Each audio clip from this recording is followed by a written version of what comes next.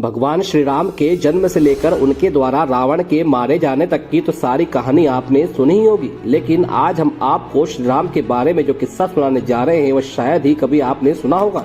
भगवान राम का अपने भक्त के प्रति कितना प्रेम होता है और श्री राम अपने भक्त के लिए क्या क्या कर सकते हैं, यह बात हम आपको बताने जा रहे हैं। लेकिन अगर आप नए हैं तो आप हमारे चैनल को अभी सब्सक्राइब कर लीजिए ताकि आपको हमेशा भगवान की ऐसी ही अद्भुत लीलाएं सुनने का अवसर मिलता रहे और आपका सत्संग होता रहे, क्योंकि भगवान ने सबरी को जो 9 प्रकार की भक्ति बतलाई थी उनमें से एक सत्संग भी था। चलिए तो शुरू करते हैं। बात उस समय की है जब लंका का राजा रावण नहीं बल्कि विभीषण बन चुका था और भगवान श्री राम अयोध्या में अपने राज्य का शासन कर रहे थे। तब भगवान श्री राम को पता चला कि उनके परम भक्त विभीषण को ब्राह्मणों ने बांध लिया है।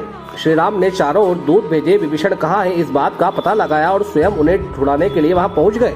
जब वे वहां गए तो ब्राह्मणों ने उनका आदर सत्कार किया और कहा, महाराज इस वन में हमारे आश्रम के पास एक राक्षस रथ में बैठकर आया था। हमारे एक वृद्ध और मौन ऋषि कुशा लेने के लिए उसी वन में गए थे।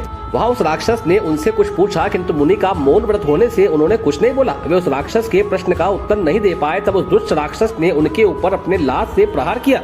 वे वृद्ध तो थे ही, गिर पड़े और मर गए। जब हम लोगों को पता चला तो हमने उस राक्षस को पकड़ लिया, किंतु हमारे बहुत पीटने पर भी वो मरता नहीं है। अब आप स्वयं यहाँ आ गए हैं तो आप ही उस राक्षस को दंड दीजिए।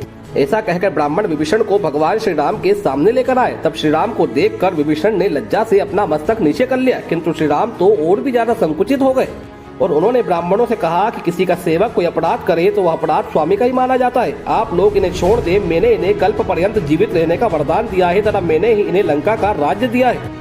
ये मेरे अपने हैं अतः इनका अपराध तो मेरे द्वारा किया गया अपराध ही माना जाना चाहिए। इसलिए आप लोगों को जो भी दंड देना है आप मुझे दीजिए, मैं उसे स्वीकार करूंगा। विभीषण ने जानबूझकर ब्रह्म हत्या नहीं की थी। वे वृद्ध ब्राह्मण हैं, मौन व्रती हैं, यह बात विभीषण को पता नहीं थी। उनको मार डालने की तो विभीषण की इच्छा ही नहीं थी। इसलिए ऋषियों ने अनजाने में ही हुई इस हत्या का प्रायश्चित बताया और वह प्रायश्चित विभीषण ने नहीं बल्कि भगवान श्री राम ने किया।